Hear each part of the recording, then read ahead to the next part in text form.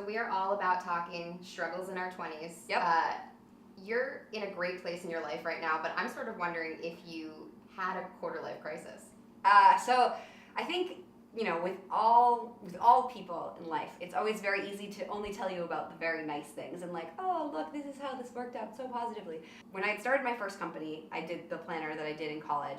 I really built the entire company around my personality. And so when it came time to realize that company maybe wasn't going to go forward with the future, I literally had like a meltdown, I guess quarter life crisis, because I was like, well, if the company isn't good enough to move forward and the company is based on me, does that mean I'm like not good enough?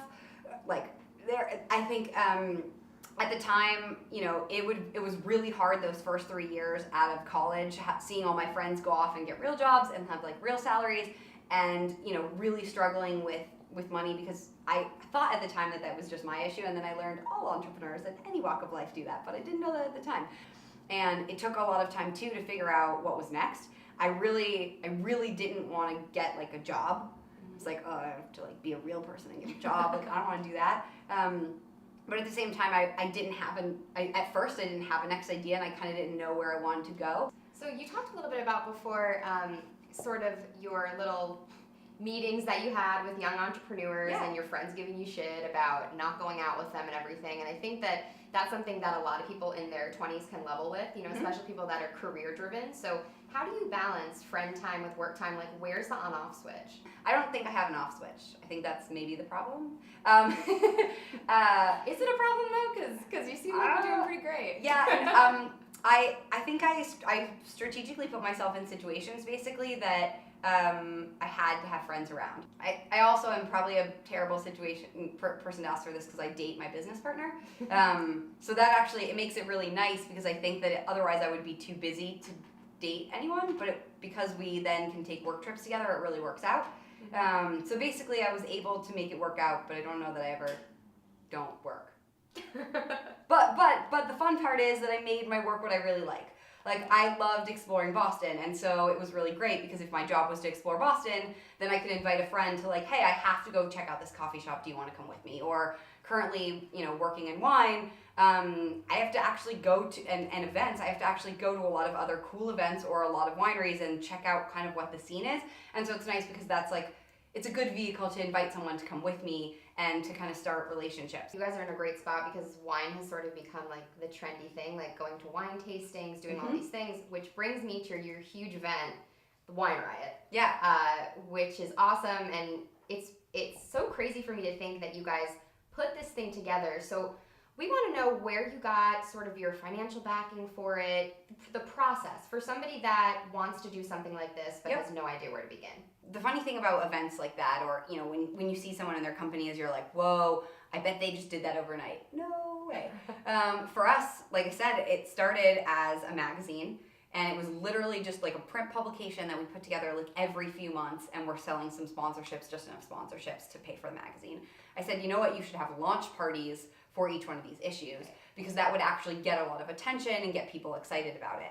And so we went to throw the first launch party and called a few of the wineries who we'd featured their wines and said, these are really great wines. And they were like, oh, do you want 2 or 3 cases?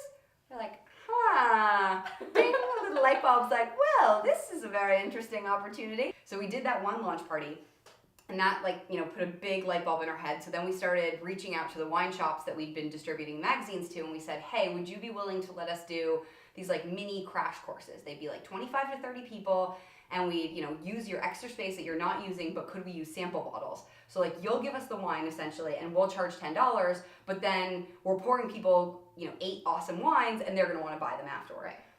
Right. The first one, again, we had to like invite our friends and be like, oh, look how many people came to this event. But it really did start kind of snowballing from there. And in 1 year, I remember we threw 120 of these crash courses, because we were doing 2 a week. Oh my God. Yeah, it was a lot. It was a lot of like running all over the city, but it was really cool, because we basically took wine and turned it into a stand-up comedy act. And that led to 300-person events. And then the aha moment for Wine Riot really came when we went to another event in New York, and it was a large tasting, and it was a huge room, and all of the signs, instead of saying, like at our event, it says the name of the winery and the country. But this event just said the name of the distributor on a black and white sign, and there was just like all mixed, all the countries were like in all different spots, and a group of 3 or 4 people our age were standing in front of us, and they'd made it all the way from the front to the back of the room with empty glasses. And one of them was like, I don't know, and the one turned to the other and said, fuck it, let's just get drunk.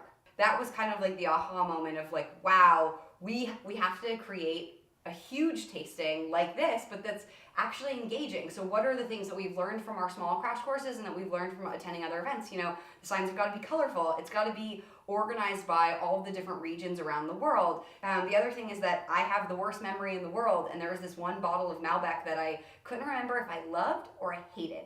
And I bought it 3 times because I was like, oh, I might, but it turns out I hate it. So the big thing for us was then adding a mobile app to our event that you can mark all of the wines with just like super simple double thumbs up for like I loved it, single thumbs up, I liked it, or meh, not for me, so you could remember those ones you just, you know, didn't love.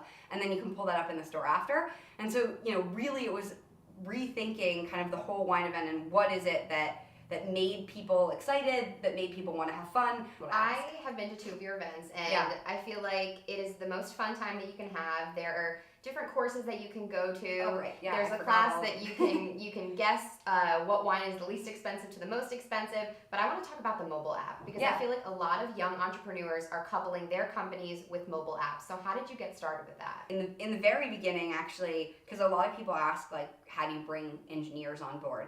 And in the very beginning, we were working with a company through like a friend of ours. We had like developers, I think in Thailand was the first company that we had, because we had a few overseas developers. And then it's really interesting because then one of the other girls that had been coming to our crash courses basically pitched us and asked if she could intern with us, and we were like, okay, that's great. Mm-hmm. And she was looking at all the stuff that we were sending, and she was like, so you know, I can actually code this. Like you don't have to send it to them. Like I can do it in-house. And we're like, oh, really? Super. Okay, awesome. Well, let's do that instead. And so I think we were really lucky, but part of it was that we were constantly working on building relationships with people, and we were constantly out there with our idea, telling people about what we were doing so that they were getting really excited, and they saw that excitement and they saw that opportunity, so it was something that they wanted to be a part of.